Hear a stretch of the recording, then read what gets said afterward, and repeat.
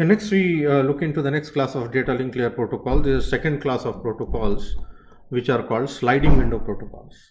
Earlier occasion we have seen elementary data link layer protocols, three of them. Protocol 1 was the unrestricted simplex utopian protocol. Then second one was simplex stop and wait protocol to take care of flow control, and third one was simplex stop and wait protocol for noisy channel. Now this is second class of protocols. So let me write the highlights of this for your convenience. The elementary protocols, fundamental difference I am telling you between this class and the previous one. So elementary data link layer protocols, differences I will write first, where simplex means mode of transmission was one way. Data was transmitted only in one direction, sender to receiver. Data was transmitted in only one direction.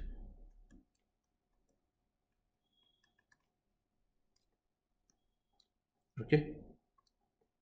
And secondly, sliding window protocols.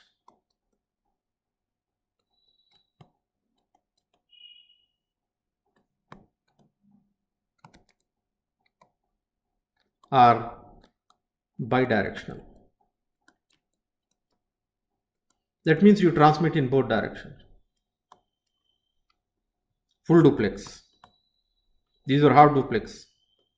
Not even half. Simplex is full duplex. Right? So one way of supporting full duplex is you can have two channels, channel 1 and channel 2. So channel 1 will be used by machine A to machine B, and channel B will be used by machine B to machine A. But here this will have a very high cost, right? So this will lead to heavy bandwidth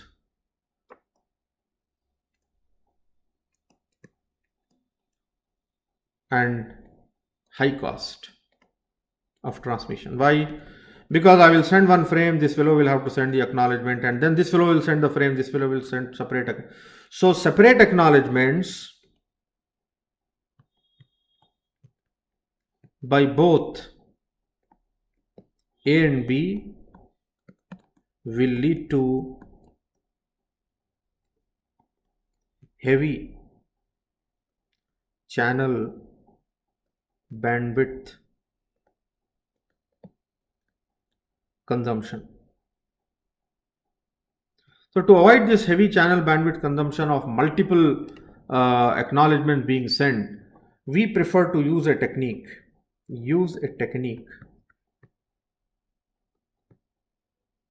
Called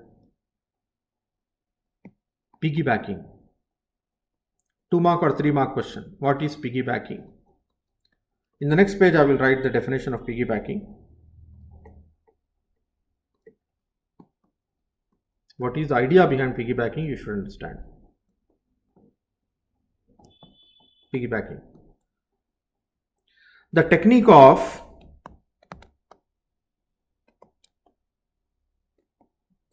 temporarily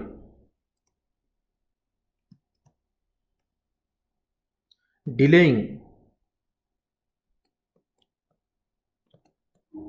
outgoing acknowledgement, delaying the acknowledgement so that it means acknowledgement can be hooked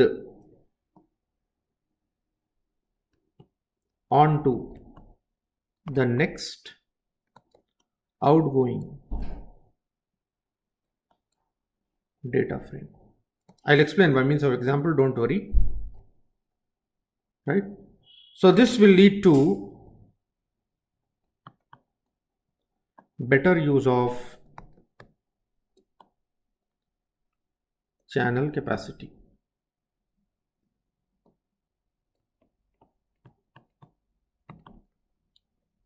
Right? Like to understand how it works, I will show by means of example. This is machine A, this is machine B, timeline. So A sends frame 0. So along with this frame, we will also put acknowledgement of previous whatever it has received. It has received, let us say, 1. So it comes at the other side. What? Frame 0 is frame 0 and with acknowledgement 1. Means it has received frame 1 and it is sending frame 0. Now what B will, so B is supposed to acknowledge this 0. Acknowledge this 0. Right?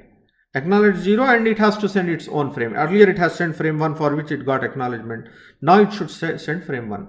So it is going to delay immediate sending of this acknowledgement. Logically what should happen? Immediately it should acknowledge. If it send acknowledgement, then bandwidth will be be wasted, because maybe in the near future this is going to send a new frame.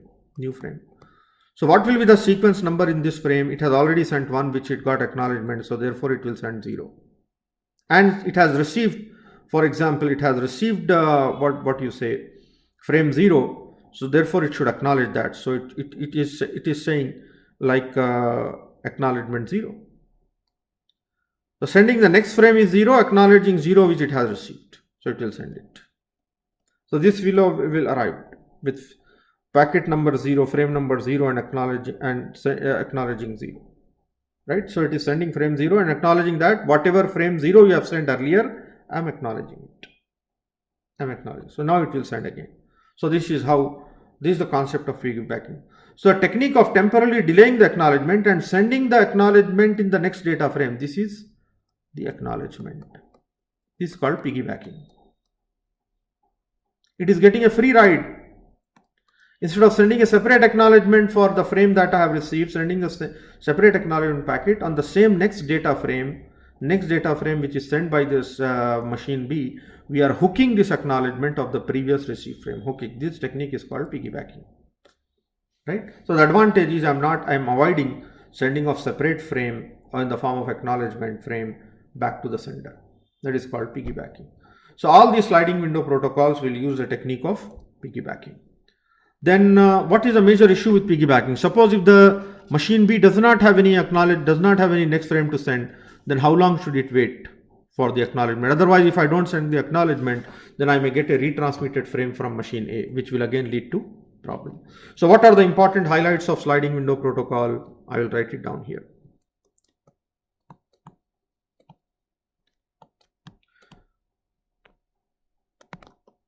Protocols, right?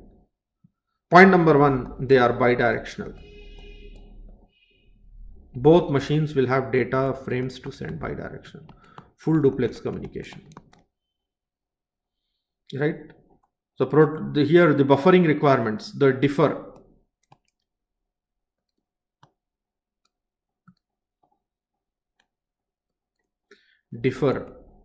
Protocols differ in terms of efficiency,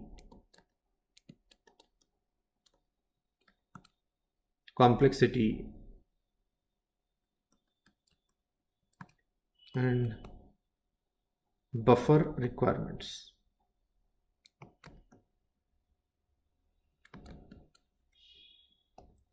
Each frame is assigned a unique sequence number ranging from 0 to 2 power n minus 1 for n bit sequence number.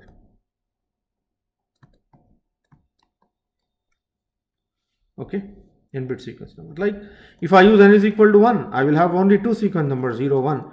If n is equal to 2 bits, then I will have combination 0, 1, 2, 3. You know it, right? N is equal to 3 bit sequence number. How many combinations can I have? 0 to 7. Okay. Then we write important point. What is it? Sender and receiver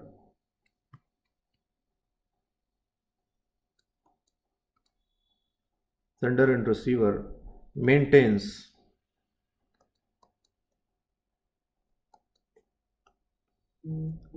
sender window and receiver window.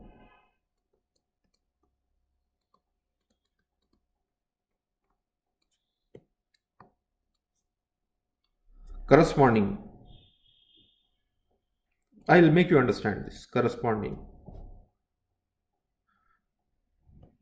to the frame numbers or to the frames that they are permitted to send and receive. So each sender and receiver will have a window called sliding window, sender window, receiver window, that is going to indicate the numbers which the sender is permitted to send and the receiver is permitted to receive. So different protocols, sliding window protocol, will have different sizes of the sender window and receiver window. The simplest of all the window is only one. I can have only one sequence. Sender will send 0, receiver is also expecting frame 0. After 0, this will be slided next to 1. This will be slided next to 1, sliding window. After 1 again 0, right? After 1 again 0, after 0 again 1, that is 1 bit sliding. If I have 2 bit sliding window, then it will have, for example, combinations like 0, 1, 2, 3. The sender can send frame 0, 1, 2, 3. Receiver also may have 1 bit or may have 2 bits, so therefore 0, 1, 2, 3. So if the frame comes whose sequence number is within the window, it will be accepted. If it is beyond the window, it will be rejected. So based on this, I have three sets of sliding window protocols. Number 1, the first sliding window protocol is called 1 bit sliding window. This is again stop and wait, but the problem is it is full duplex, unlike the previous one. 1 bit sliding window protocol.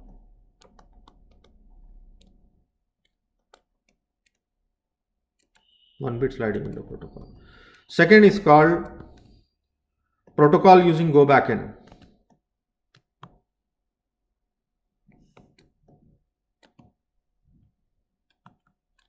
And third is called selective repeat.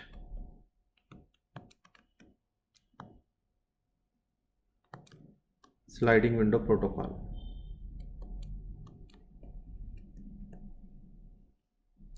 Selective repeat, sliding window protocol. 3 protocols we have to study.